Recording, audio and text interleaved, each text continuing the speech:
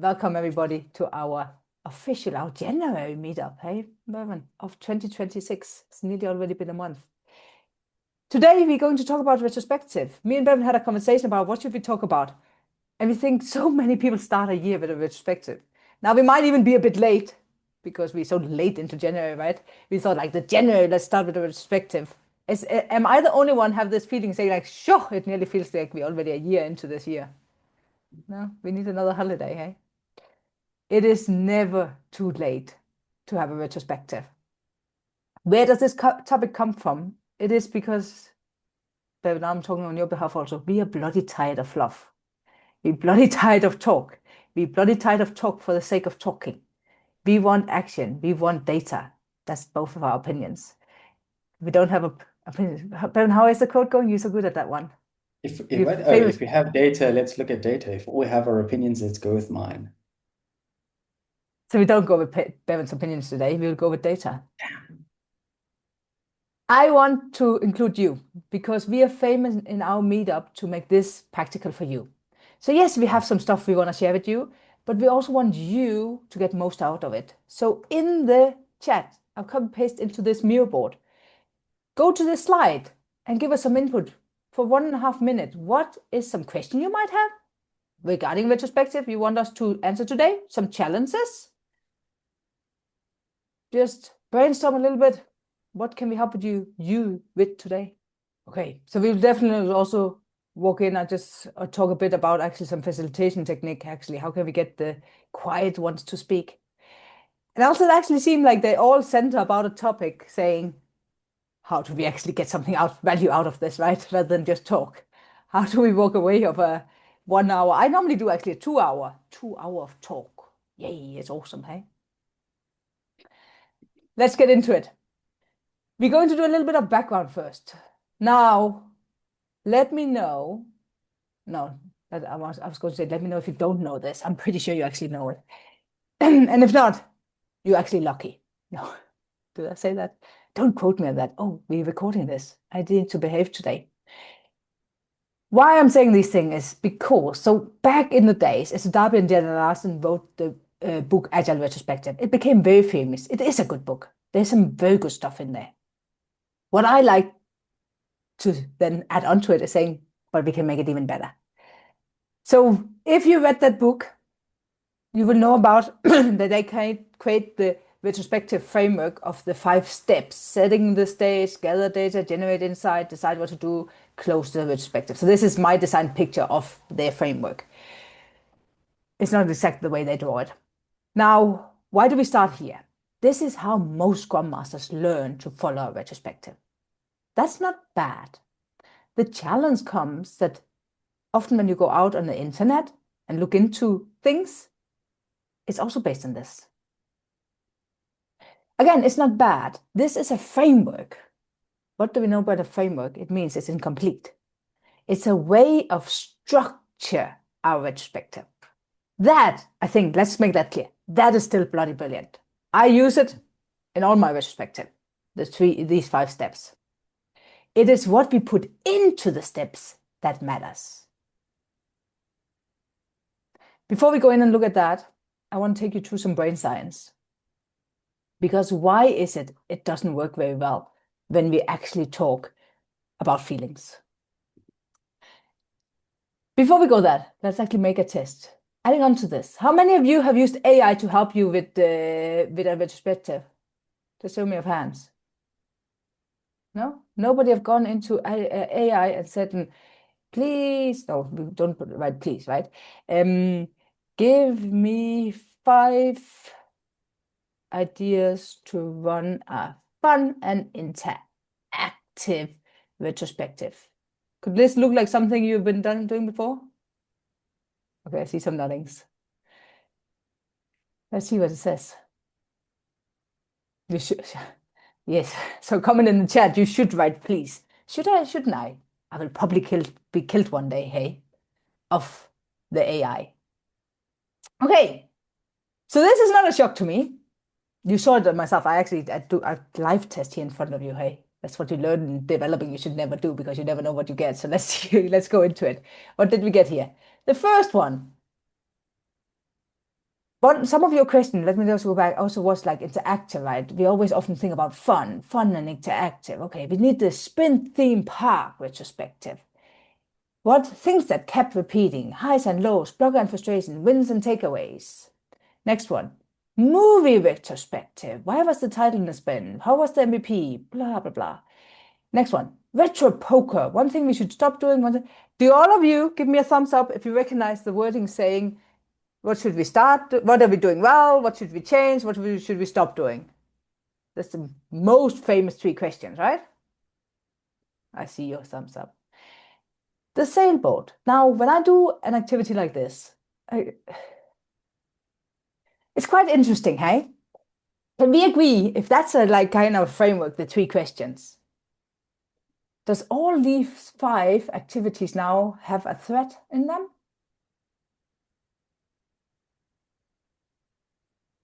They Sure, actually they have. they do, right? They actually all still focus around those 3 questions, right? What are we good at? What should we change? Should we stop? Just with different wordings. So the first things we often see with Scrum Master, we learn saying we need to make it different every time to make it exciting, right? So what do? We make AI or Google to help us create a new framework. But are we sure we actually change? Or is it just different words for the same thing? But this just showed me, right? It's often just different words for the same thing. All of these focus on questions that talks into our feeling. What pushed us forward? What anchors us down? Exact same, right? What are we good at? What should we change? Just different words. It doesn't change anything big in our brain. What's the challenge with this? If we look at the brain science, our brain is actually quite simple. Now, I probably will get somebody that tells me otherwise, and that's also true. But I like to, when we facilitate, I like to make it simple, right? Let's understand in the simplicity of this. Don't throw a big book after me afterwards, hey? I want to make it simple so it's easy for us to understand so we can work with it. Now, as a brain, if we look at our brain, we still have what we call the survival brain. What does that mean? So I like to say it's actually like a little firewall. Remember back in the days where we all had firewall installed on our laptops? It should help us get stuff not in, right? What does that do? That means that every time something happens, our brain reacts automatically to understand, is it something that I should fight, flight, or can I ignore it? This happens without us thinking about it. What does that mean? That means if there's something we can recognize, we ignore it because we don't want to use energy on doing it. That's actually a first trick into make your retrospective interactive. You do, and this is actually one of the reasons why we say don't do the same thing over and over again, because the brain will start to ignore it. So yes, we think this is different, but actually not. It triggers the same aspect of the brain, same thing, areas of saying, what did I feel in this sprint? Now, building onto it, why do we do this? Because it actually comes down to survival mode. We need to figure out to stay away. That's the most important for our bodies. Now, when we do that, our brain has actually been created to react. I'm going to take Bevan's. I love that example you always do on react. I'm going to do it now. If I had a ball and I would throw it at you, what would you do? In the chat, what would you do?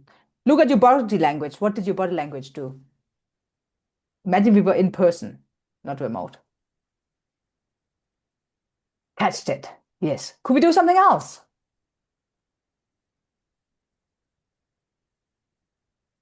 Move, touch.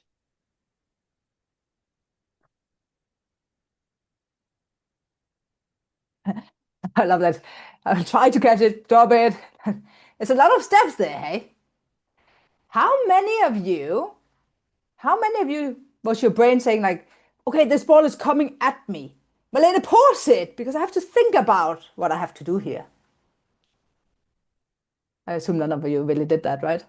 It just come flying and your body react.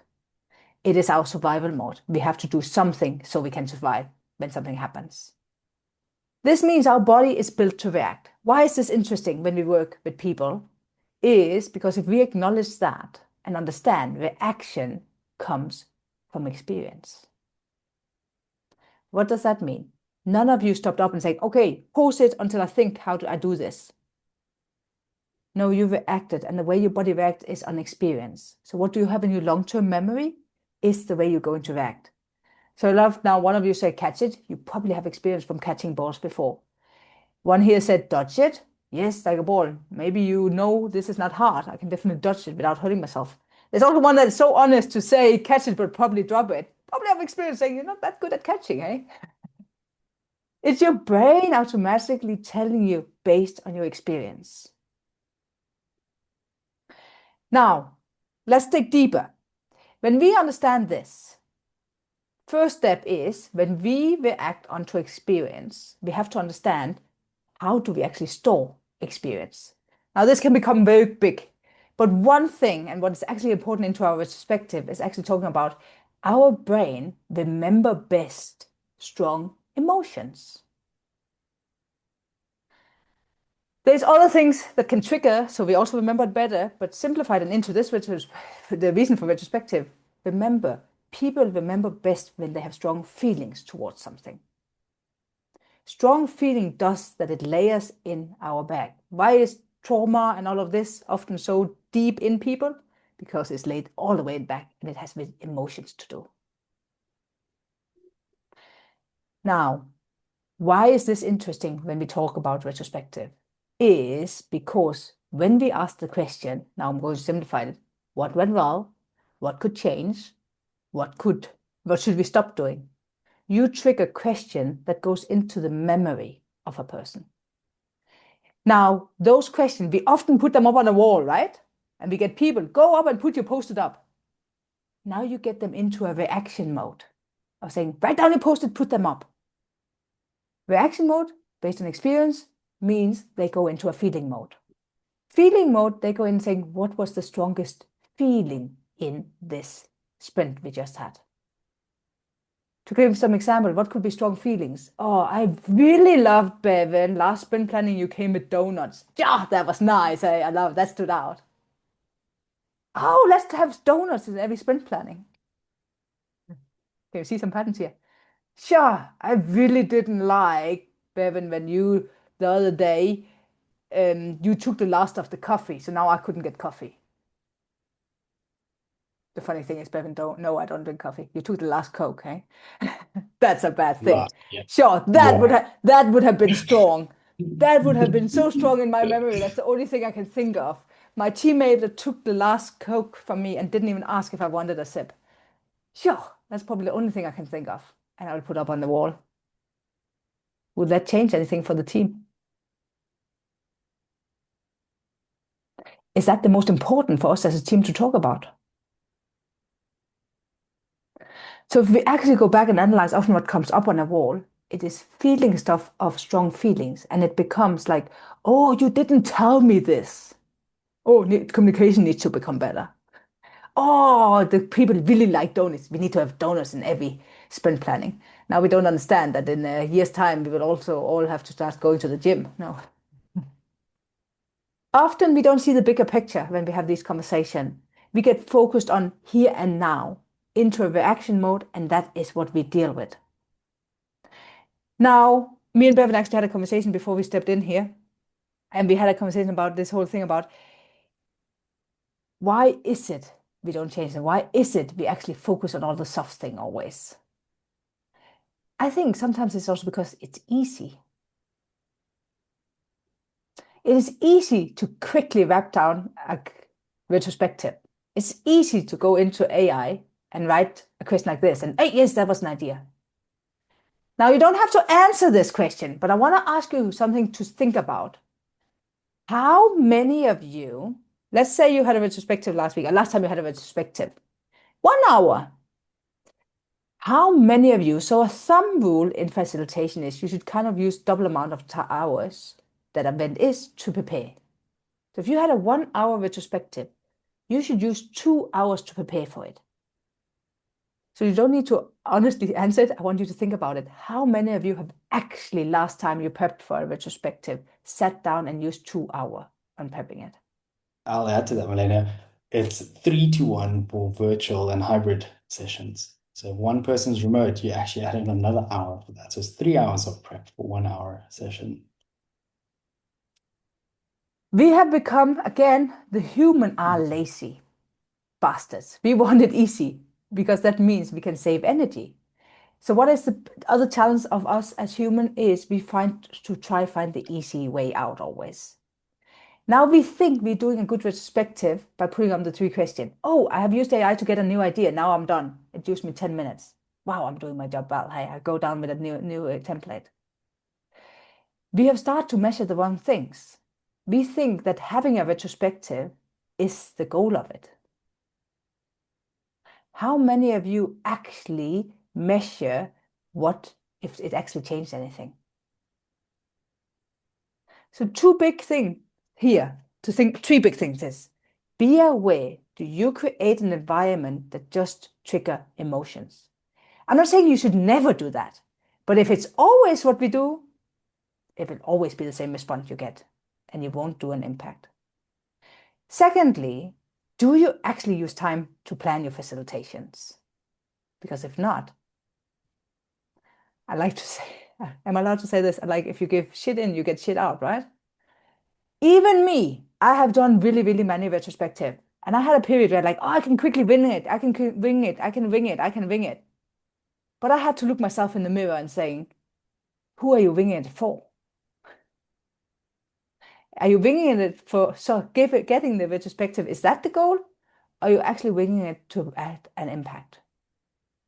So next aspect of this, are you actually making a difference? Are you actually doing it as a checkbox exercise? This is not about having a retrospective. This is how to make an impact. That's the difference. What we call it, don't have to call it retrospective, hey? It's a better of, as Scrum Masters, Agile Coaches, our job is to drive effectiveness. So Bevan, I don't know if you want to jump in because I know you and me, we had a bloody good conversation earlier about, uh, well, I'll hand over to you if you want to jump in. No, nothing major. I think the important thing for me that always stands out is like the challenge with wording, and some of you may have experienced this when you have it as, well, how did you feel the last sprint went and blah, blah, blah. Arguing someone's feelings is not very productive always, right? Because it's very quick for someone to be like, well, that's just my opinion, man. Right? It's still mine. So there's a nuance, and I think we'll talk about that a little bit more, where you want to avoid this idea of the people that are most comfortable speaking about their feelings and their opinions are usually the ones that dominate the actions, right? So how do we really know that what people are sharing is what they need to be? And if we have data, let's look at data, right? So how do we get people to speak about something that is less risky than offending someone based on their beliefs or their feelings about something? Just talk about something completely different. And that's where, data and other elements come into play quite nicely. So yeah, that's about it. Nice one. So let's look into it. Is there any questions so far? Just want to pause for a second there. Anything that needs to be clarified? Hmm. Or are we ready to move into how do I do it? So when we look at data, I often, especially my brain, it immediately go to number because I'm a nerd. And me and Bevan had a conversation about what should we share today? And it's easy to just share a dashboard. But we wanted you to walk away also with multiple ways of doing this. Because the obvious ones is often like, oh, here is the team's dashboard. So we tried to line out some different ones. What does data actually mean? Well, it is collecting point of information that is based on data rather than feelings. That could be text, that could be numbers, it could be many things. We'll give you, so we're going to now just highly talk about some topics, and then we'll give you some practical example afterwards. I don't know if you want to take the first one here, Bevan. No, I just want to do, well, actually, I'll take the first one. Yeah, just because I love this one. So flow metrics from the board. This is probably my favorite starting point. In fact, for those of you that have, maybe know me or work this is my jam. It's the first thing I do whenever I'm going into a new team or work with a new area is I'm getting data, right? The reason for that is that when things are changing, it's very easy because of the complexity of having multiple people work together and newness and whatever it may be. We change one thing and it feels really good in one direction, but actually it's destroyed four other things that worked really well. How would we know that without data, right? And the data isn't always on the subjective. It actually needs to be about what the primary measure of progress should be, which is the effective delivery of value or working software in the 90s language. So flow metrics from the board, again, lead time, from the moment that someone asks for something to the moment they get it, right? I can't remember if I did the example in the last time, but does anyone remember back when you were in school and your teacher says, you've got 2 weeks to write an essay. When did you write your essay? You see the smile starting really there. Of course, on the last day. On the last day, right? And how long did it take you to write that essay? 1, 2 hours max. No, it took you 2 weeks. Right? It took you 2 weeks. Why? Ah, Because I okay. asked for it 2 weeks ago and then I got it only 2 weeks later, even though it only took you an hour, right? So this is why it's really important to have this data available. We could get really, really fast at shortening that hour, but if we aren't shortening the 2 weeks, right? Because imagine we could have done this, 2 weeks earlier with just an hour, then that's a conversation we can have and a debate, and we can look at it more along those lines. So lead time, cycle time, throughput, how much work can we get completed within a fixed period of time? And then even looking at the work in progress. How many things are we concurrently working on? How do we experiment increasing or decreasing it? What does it do to our data? Right. So again, once we've got some numbers to play with, that becomes the thing we debate and we experiment on. Right. So a lot of times Scrum Masters ask, they say, Bevan, well, how do we get the team to actually do these things? I really want them to do these things, but how do we get them to? And I was like, well, you have to de-risk it, right? And the way to de-risk it is just frame everything as hey, let's try it out for 2 sprints. If this number gets worse, then we'll stop doing it. Or if it feels too horrible, we'll also stop doing it. But let's set that criteria up as an experiment. Oh, Nice. cool.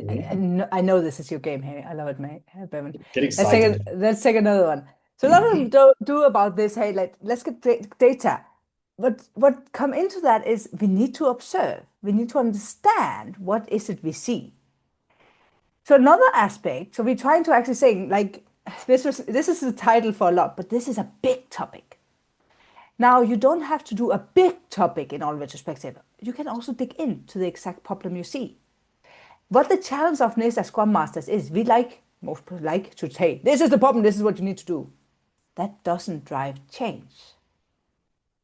We are not responsible for change people. We are accountable for driving effectiveness. There's a difference there. What do I mean by that? It is in a retrospective, as a Scrum Master, it's our job to be transparent about the problem we see. What I like to do then is give suggestion of improvement. What could we do?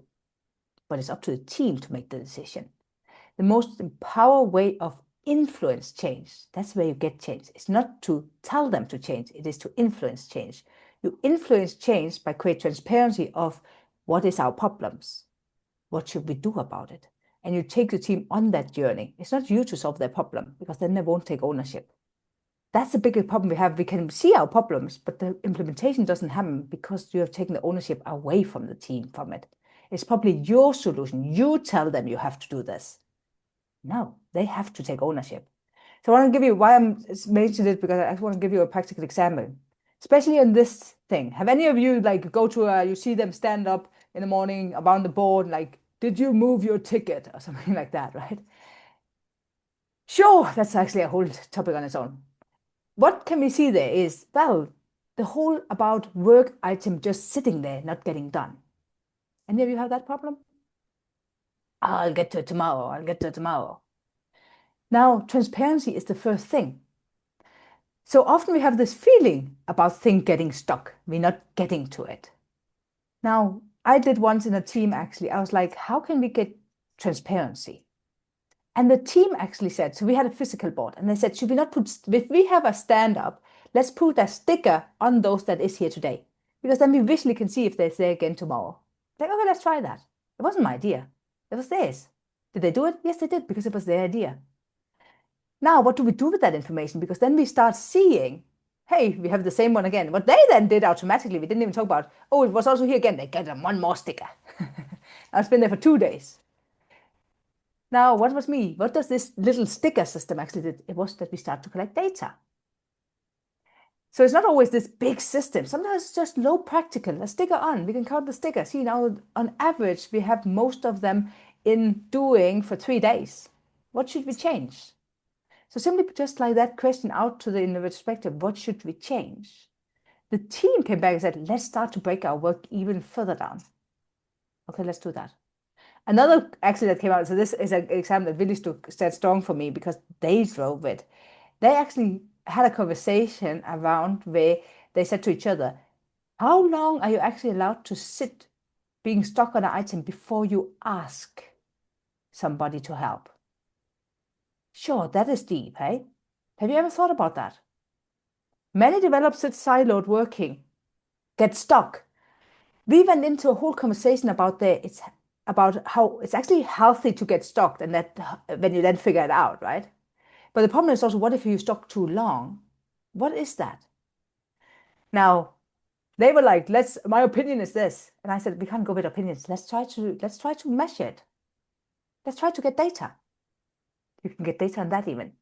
What does that mean? That means, again, I wasn't observing them. They would just start capturing the time, how long something would take, and measure like how long would they get. So we could start seeing a pattern here. We came down to that they actually were allowed, their data showed that they could sit for 2 hours, and often above 2 hours, it would drag for too long. So what did they do? They gave themselves the rule of saying, after every 2 hours, if gone 2 hours, we should ask somebody.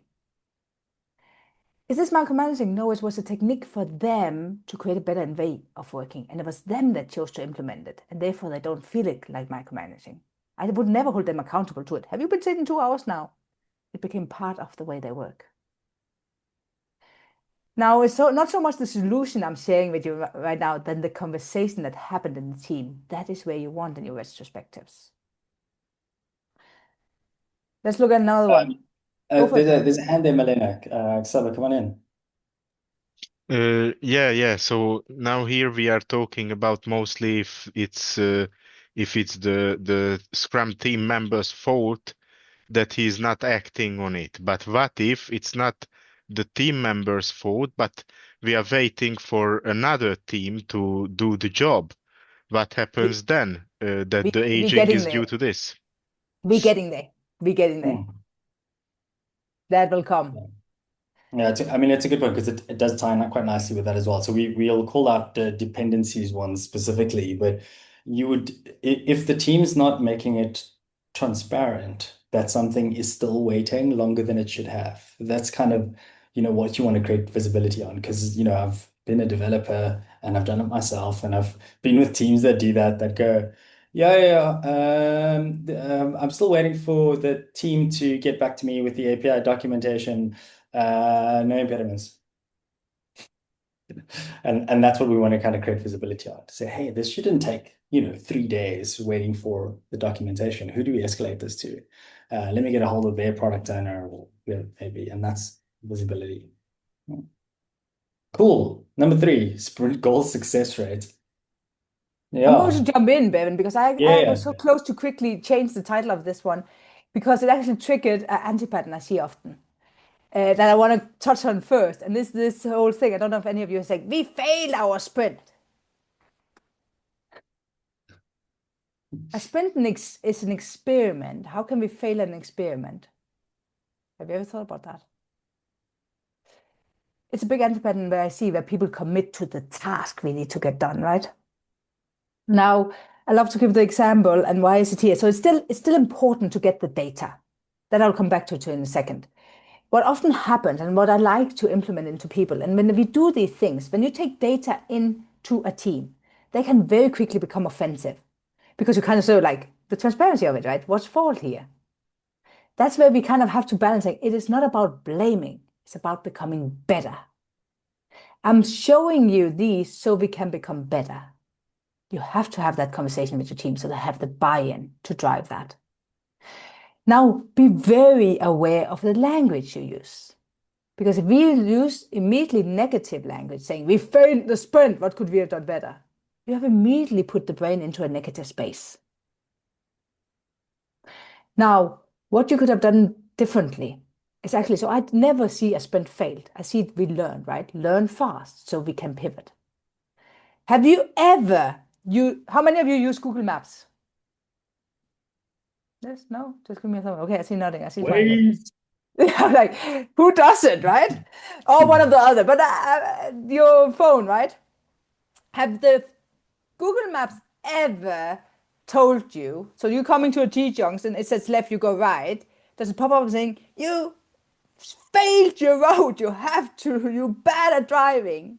Has it ever done that to you? No, it hasn't, right? What does it do instead? And I think this is such a profound thing we can learn so much from. If you take a different turn compared to what Google Maps says, what does it do? Recalculate, right? Doesn't yell at you. It says we got some new information now, so we need to recalculate the route so we can get back on track.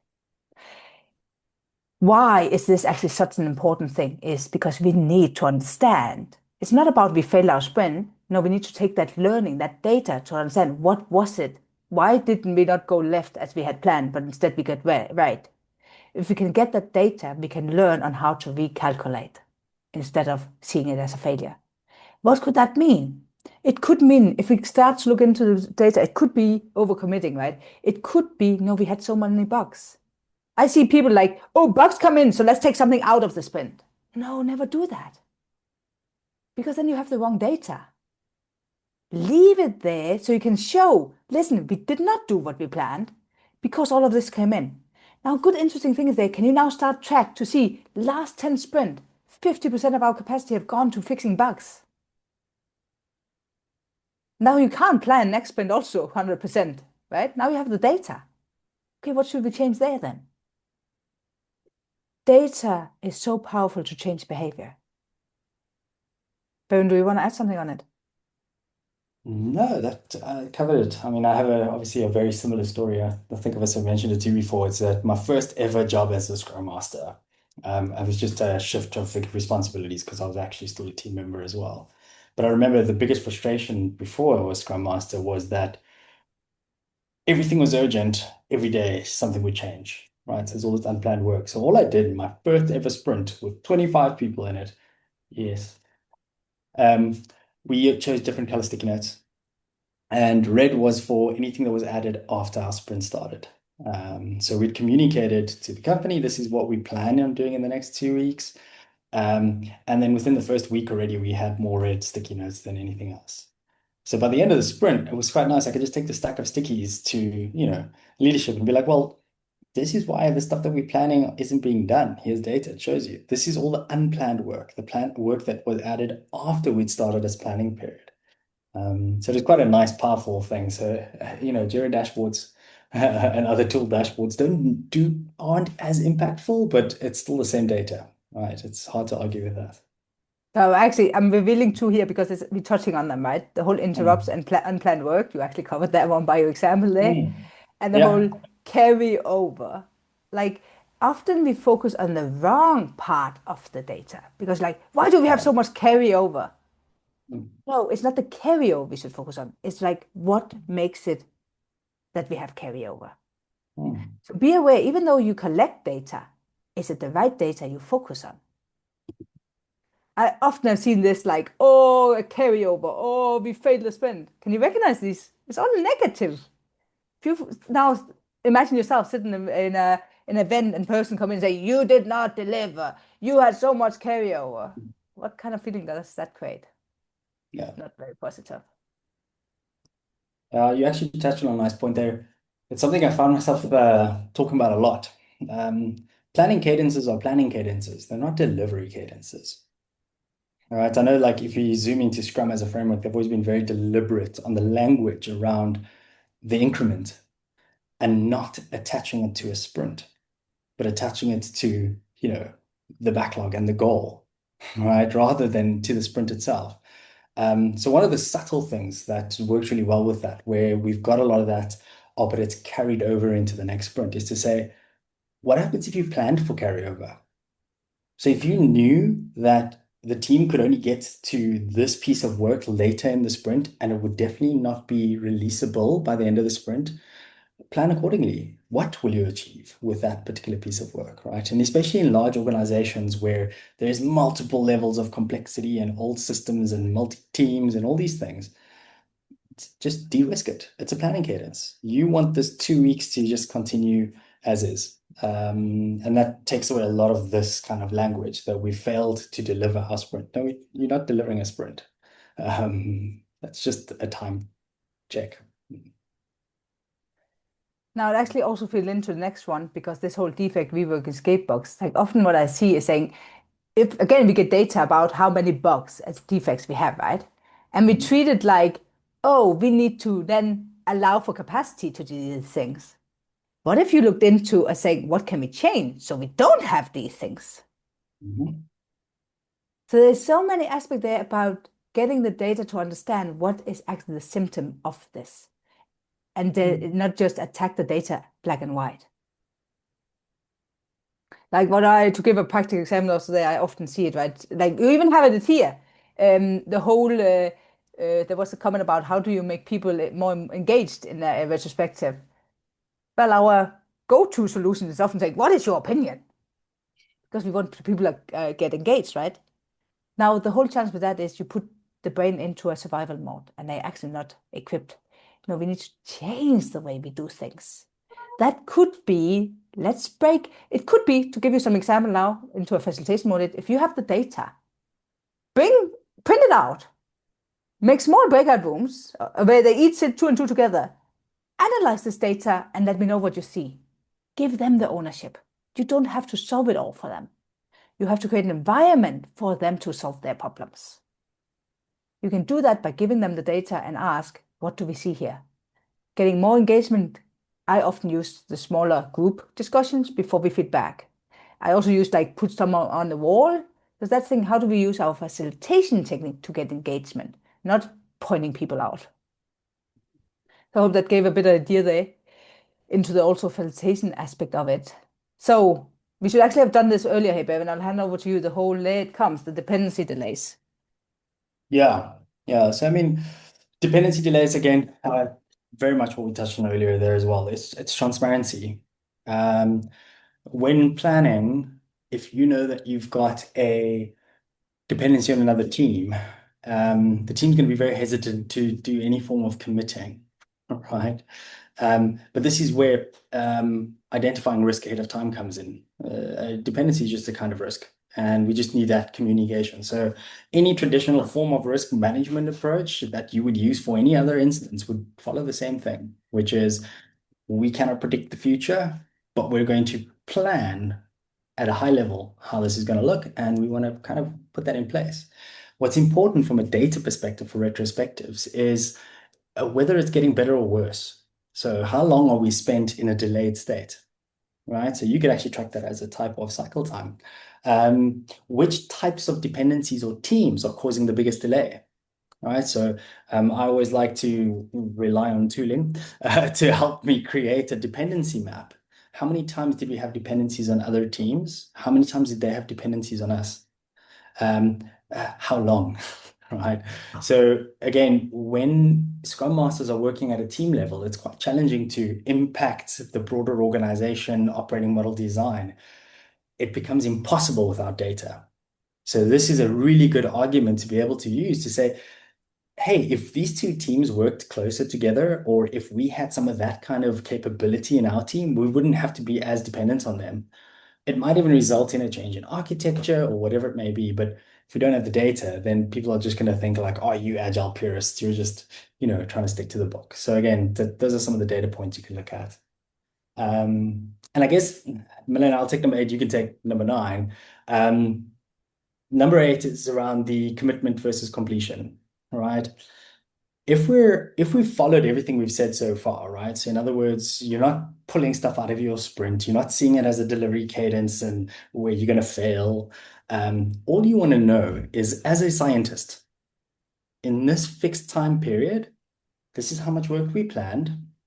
Whatever happened during the time, this is how much we completed, right? That's what we want to track, right? Some people call it velocity, throughput, whatever it may be. Um, what you want to look at there is it's an internal metric. It's got nothing to do with your performance, right? Very rarely do you as a team work alone in isolation where you are the sole holders of your destiny. Very many of your teams, pretty much all of them, get impacted by external things or unplannable things or complex. We live in complexity, folks. So you want to be able to take this information, see it not as a stick and more as oh, that's interesting. Most times teams will be able to immediately say, hey, our predictability for this sprint was pretty bad because we had this production incident that pulled out half the team for, a few days, right? Well, that's pretty logical. Okay, let's move on, right? If you don't include things like your bugs, unplanned work, things that you didn't put on, you actually get a better metric for how much planned work can you bring in a fixed time period, right? So instead of trying to do extra maths with like 20% buffers and 10% buffers, just put all the work in and say, we are planning to do this. What percentage of what we plan to do we actually complete? Yeah. So it's just good, honest conversations, not about performance, but it's about planning. Yeah. I love, no, I love what you said there, right? I was actually going to jump in earlier and say that whole like the big mistake of the velocity, say like how good are we now? A lot of data is just to predict stuff. It is not to hold people accountable.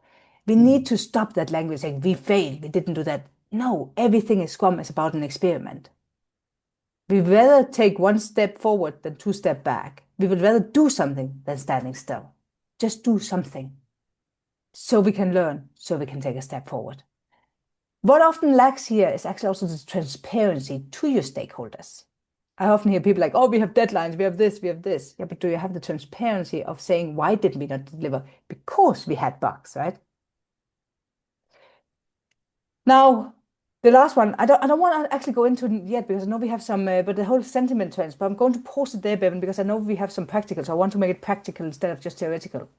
So before we get to that, I know we just included these kind of like dashboard to show. When we like it has been very much us just talking at you. How does some of this look like? Like this is numbers. I don't know if you want to elaborate on these, Bevan. Yeah. So actually, I love these particular dashboards as well because they show quite a nice shifting point in this. So this is just a quick dashboard looking at Jira data.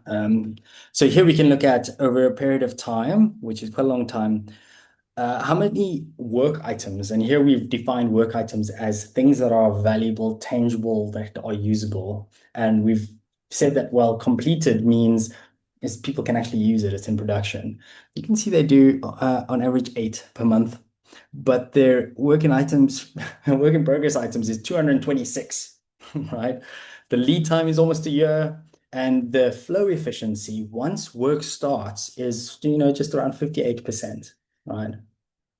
We've since improved quite a bit these dashboards. So now we actually show two different types of efficiencies. That also shows you how inefficient their backlog system is. So if you think, 60% is not too bad, the other one is like 27% efficiency, which means 27% of the time that this piece of work exists, think of that 2 weeks essay, 27% of the time is actually spent adding value, and the rest of the time is just sitting there as waste. Essentially. So again, having this as a picture shows a more holistic view because if someone cherry picks one data point while ignoring the impact of the other, you're also going to get a bit of funny behaviors and then it goes back to the feelings thing. So we want to be able to look as holistically as possible. What are the things that we know could impact each other? People like pictures. So graphs are great. My favorite thing about this graph is you can see the correlation between as the work in progress increases per month, so too does the lead time and the cycle time. So and then the efficiency goes down at the same time. So all it's saying is the more work we try to do, the longer it takes to actually do work and the less efficient we do, right? And yes, we know this, but it's nice to have the data. So then it actually causes a change in behavior, which is great. I'm Malene, going to jump in, Bevan, just Mm, because I see the time and I have some sexy mm, stuff I want to get to. I think so. What I actually want to sum up, and you can go look at them also here, right? The outline where you can see bottlenecks, double click, understand it. This, I know for me and Bevan, mm. this for us is a must when you work on teams, on departments. This helps us understand where the problem is. This is what gives us the data. Now, something we have been working with lately, and this is where I think is the interesting stuff, is sentiment analyzing. I don't know how many of you is aware of that and how much you've been working with AI. So introduction of AI, what's the awesome thing about AI? It can manage data. It can manage big set of data that we often can't do as human. So that's what I'm a bit of a nerd, right? And I love that aspect of it. So I've been playing around with it. And what does sentiment analyzing mean? It is understanding positive, negative, simplified positive and negative communication between humans. I simplified right now, or just because of time. We can always have a conversation about that. Now, we like to ask for information, right, in our team. And we have this team sentiment. But I've seen people like, okay, how do we get data? Instead of asking them in the retrospective, right, what is when, what to go well. Different way we could get data could be like a survey. But that's also depending on feelings. What if we could get a way of getting people's feeling without asking them? How can we get their emotions, their state of mind, without even have to fill out a survey with sentiment analyze? So what does sentiment analyze go? It is AI analyzing how we communicate with each other. So here you can create an agent, for example, so this be completely transparent with the team, right? You wouldn't just do this. But create agents that observe communication, for example. So here it's done on a Slack channel or in a Teams to observe how do we communicate with each other. It will look for negative word, it will look for positive word, it will look about how much is emojis. Science have shown us, especially the younger generation, the more happy you are, the more emojis you use, the less happy you are, the less emojis you use. Different in response time, find patterns, because again, humans are pattern seeker. We create patterns, even the way we speak, the way we communicate. Now, for us, verse like with our brain and eyes, it's difficult to pick up on. But if we have a lot of data set, we can get AI to analyze it. And you can actually then create dashboard based on how your team communicate to get a state of where are they. So here you can, for example, see the whole sentiment. It starts to dip here, lower of a trend. What's happening? We could double click, get more into it. So just create a simple dashboard here. What's interesting over here is sentiment by channel. So we have a leadership channel where sentiment, so the happy space is very high compared to engineering. Now, this is often happening in companies, right? We That's have right. we have leadership saying, yeah, we get it all, and engineers being so busy actually developing it. What is that? How could we change that? What do we need to do? Do we need to? They think everything is good. Is there some lack of transparency here? Now, this one also down here, actually understand what is the top uh, focus point that is against, like what is we looking at? Now, suddenly you can with AI create dashboard into actually the communication aspect of human. And then here also in this dashboard, it gives ideas on what to actually do with this data.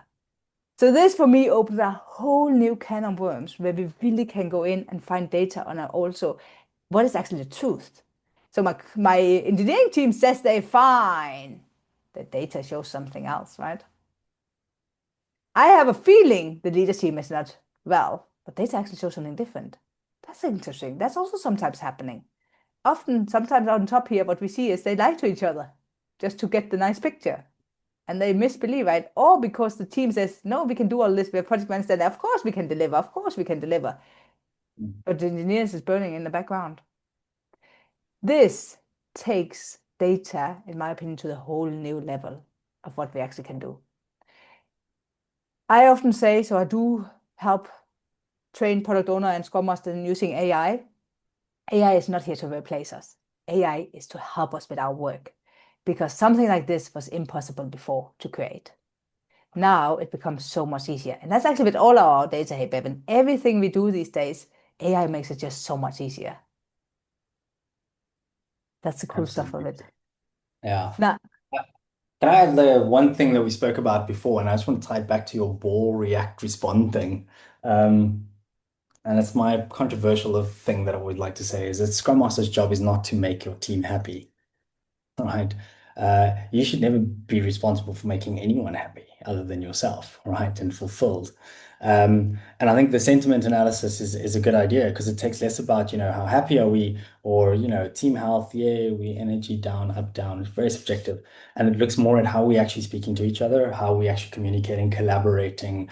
Is there super high agreement, but is it artificial or is it an actual debate? Are we having, you know, uh, conversations where we actually disagree with each other, right? That's normally a signal of positivity rather than negativity, right? So it's all those kind of things that just to consider is that if you're going to be the Scrum Master that's always trying to make your team happy, you're going to be on the receiving end of someone throwing balls at you. And you're going to have to keep trying to please this person while making that one unhappy. And it's a very, very not great place to be in, but it also reduces your effectiveness quite significantly. So just yeah, to keep that in mind. I was going to say, Bevan, when you come and say, if you're the one that's always going to make them happy, buy donuts. If if that's your aim, right? That's actually quite easy, but it doesn't solve anything. And you're actually not doing your job. Your job, as Bevan said, is not to make them happy. Your job is to make them effective. But that was also a conversation we had previously, is actually, it should not be a goal to make them happy. It should be a goal to create an environment where they become happy because it's such a good environment to work in. So again, don't tackle the direct problem. Understand the system of where do we need to change. That is where we drive change. On that note, I know we're running out of time. I just also want to put here, I know, Bevan, you mentioned some tools, but also a comment. We're not married to tools. Like right now, I have a client, we do it on a wall, and I kept it in an Excel spreadsheet. It doesn't have to be a tool. Azure DevOps can do it, Jira can do it, Excel spreadsheet can do it.